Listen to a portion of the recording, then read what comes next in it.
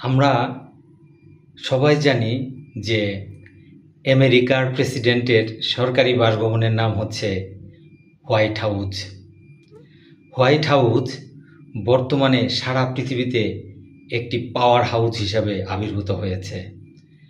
White হাউসের নাম শুনেনি বা হোয়াইট হাউসের দাপট দেখেনি পৃথিবীতে এমন দেশ কমই রয়েছে। জি বন্ধুরা, গঙ্গার ইট থেকে আমি আছি আপনাদের সাথে।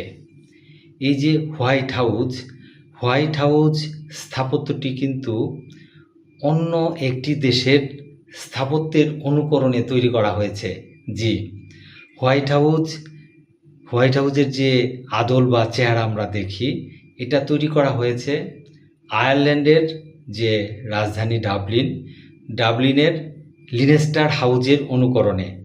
জি, আয়ারল্যান্ডের লিনেস্টার হাউজের অনুকরণে কিন্তু আমেরিকার প্রেসিডেন্টের সরকারি বাসভবন হোয়াইট হাউস তৈরি করা হয়েছে। আয়ারল্যান্ডের ডাবলিনের যে লিনেস্টার হাউস, এই হাউস তৈরি করেন বিখ্যাত স্থাপত্যবিদ মিস্টার হুভান।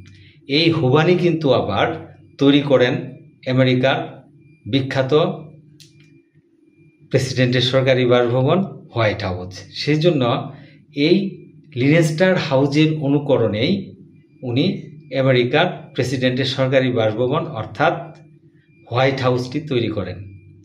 এবং সেই জন্য হোয়াইট হাউস যখন তৈরি করা হয়, মিস্টার হুভানই কিন্তু তৈরি করেন। হুভান কিন্তু দুইটি ভবনই তৈরি করেন।